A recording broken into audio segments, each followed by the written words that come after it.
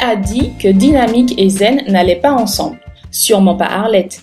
Passionnée de culture asiatique, impliquée dans une association, manager dans l'administration, elle est en charge de la mise en place de formations pour plus de 18 000 agents territoriaux en Martinique. Elle publie son premier roman, Vinivon, une immersion dans la Martinique d'antan. Bonjour Arlette. Bonjour Doris. Alors ta vie professionnelle est assez riche. Est-ce que tu peux nous parler de ton parcours? Alors, j'ai commencé ma carrière professionnelle à la préfecture. J'ai rejoint le conseil général avec à la tête le président Émile Maurice. Après donc une période de vingtaine d'années au conseil général, j'ai eu plusieurs postes. Et puis par la suite, le président Claude Lise est arrivé aux affaires. J'étais donc conseillère technique pendant 10 ans sur les questions éducatives, les questions de politique de la ville et également en ce qui concerne la culture et la coopération, notamment la coopération avec la Caraïbe. À l'issue de ces 10 années de cabinet, j'ai pris la direction de l'Association des maires de Martinique. Et puis à l'issue de ces 4 années à l'Association des maires, le président Lise m'a demandé de revenir au conseil général et me demandé de prendre la tête donc, d'une direction générale adjointe en charge du développement durable, des affaires culturelles, des affaires sportives et éducatives. Et depuis septembre 2010, je suis à la tête du CNFPT Martinique. Quel a été ton déclic pour l'écriture? C'était, je dirais, une rencontre avec Pierre Pinali au conseil général. Alors j'ai raconté un peu l'origine de mon accent marseillais en disant que je suis partie à bord du Colombie avec mes parents et que j'ai vécu 20 ans à Marseille. Et il m'a dit, mais c'est une histoire magnifique, tu aurais dû écrire cette histoire. Moi je te conseille de préparer un concours de nouvelles. Et bien simplement lorsque j'ai envoyé ma nouvelle donc à l'Académie de Bordeaux, j'ai eu la surprise d'avoir le premier prix de nouvelles. Et il m'a dit, prends ta nouvelle, fais-en un roman. Voilà, et c'est parti de là.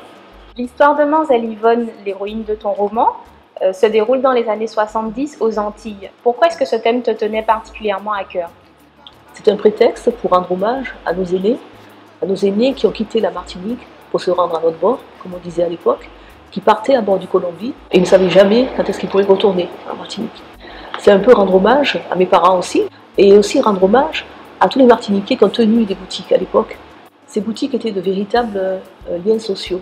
J'ai souhaité aussi pour notre jeunesse sage aussi, ce que les grands-parents ont enduré. Alors, il y avait des joies, il y avait des peines aussi, mais il y avait surtout beaucoup d'humour.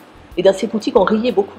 Nous sommes partis donc, dans les années 60, j'étais bébé pratiquement, et ma mère était d'une grande tristesse, et elle se demandait qu'est-ce que va lui réserver la France.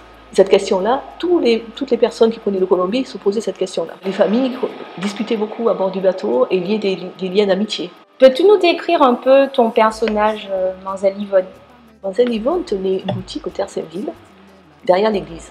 Elle était ouverte 24 heures sur 24 pratiquement. Quand elle était fermée, on tapait Toto, venez vendre, et ma grand-mère venait vendre.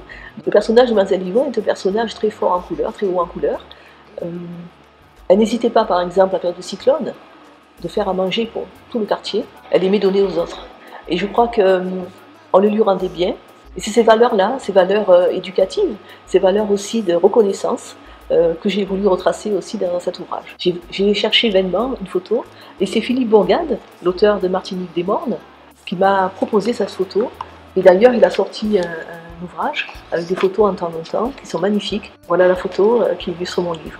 Et me l'a très gentiment offerte. En quoi ça t'aide, ces passions comme l'ikebana, le tai chi, à rédiger ton roman? Alors ce qui est intéressant, c'est au-delà de la confection du bouquet, c'est d'aller herboriser, rechercher justement les plantes, les arbres, les fleurs qui vont composer le bouquet. Alors je pratique le tai chi depuis 6 ans, mais je suis allée pratiquer un stage de tai chi en Chine il y a 3 ans, avec des maîtres chinois, et ça a été un moment très fort. Au-delà de la barrière des langues, avec les mouvements, avec la pratique du tai chi, on a pu correspondre. Quand on passe à l'écriture, il faut être en paix avec soi-même. Ça permet de se concentrer sur soi, d'observer aussi les autres avec du recul, et c'est quelque part un apaisement. Et cela permet aussi d'arriver à un stade de la recherche du beau, parce qu'on travaille aussi l'esprit.